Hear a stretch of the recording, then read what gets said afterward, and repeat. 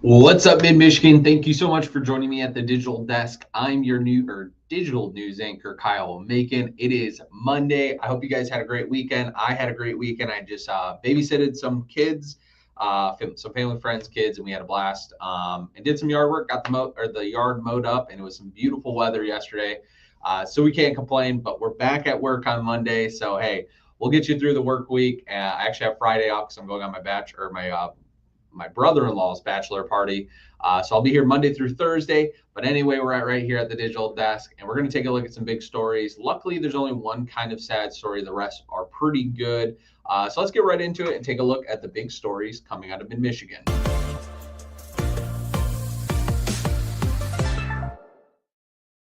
Alrighty, so here's the sad story I was telling you guys about is Birch Run Police is mourning after a death of an officer. So this is so he passed away on Sunday, and his name was Officer Edward Tucker. He died on April 27th after dealing with some health issues, according to the Birch Run Police Department. You can see more about his life of service message from the Birch Run Police Chief right here.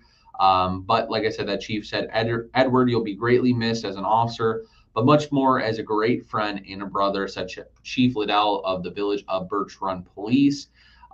Tucker spent approximately 25 years with the Birch Run Police Department.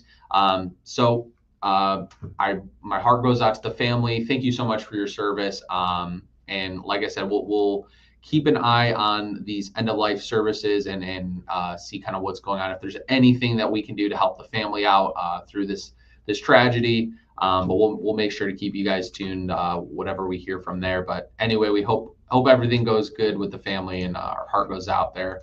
And another story that I thought was really interesting is the worst air quality across Michigan. Which cities got a failing grade?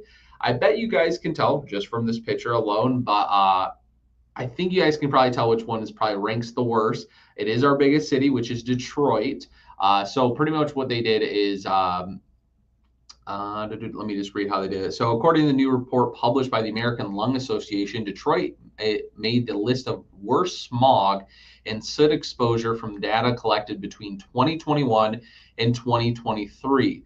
It ranked the 6th worst in the nation. No Michigan cities made the cut to be considered the cleanest for ozone and short-term particle pollution. Cities that received a grade for 0 days of unhealthy air included Bangor, Maine, Honolulu, Hawaii, and College Station, Texas. So yeah, nothing in Michigan making the good grades, but I would guess up north is probably not too bad anyway. But So statements from Michigan's advocacy director for the association note that the air pollutants tracked by the study can cause a number of ailments, including premature death, asthma attacks, strokes, heart attacks, preterm births, and even cognitive issues in later life. The study's results didn't simply track the worst cities in the nation, but gave grades to cities across the state of Michigan as well. So here's kind of just showing you guys how we did across the state. So to Detroit, we received an F grade for ground level ozone pollution.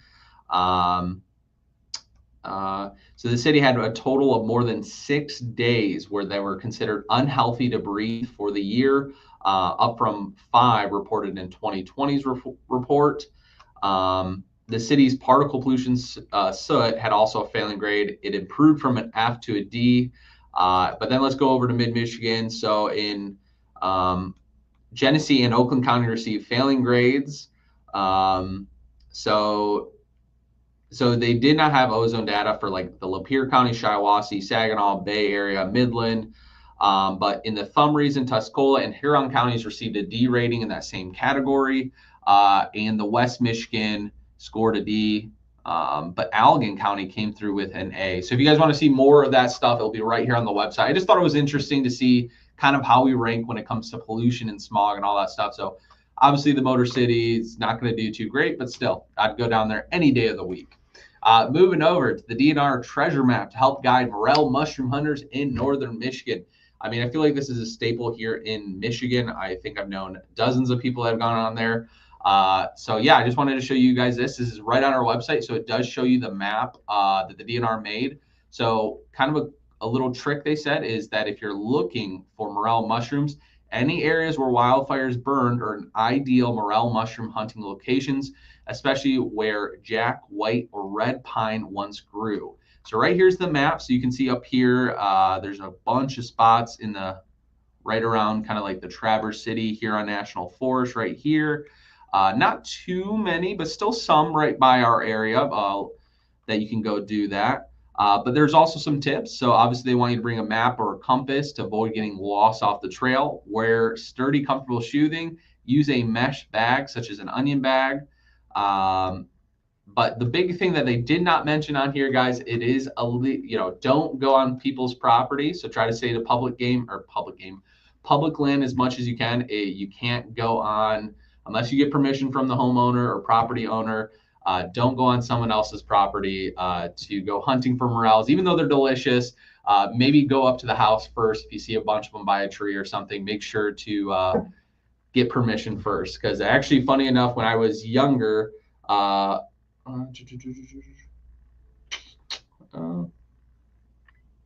don't know what that comment's from. But like I said, when I was younger, actually, we were up north at our cabin, and a gentleman and his wife were on our property just getting morels, and we ended up coming across them. We're like, don't think you should be here, especially this far up our property. So don't go on the people's property when you're morel hunting. But hey, I hope you guys have a good one.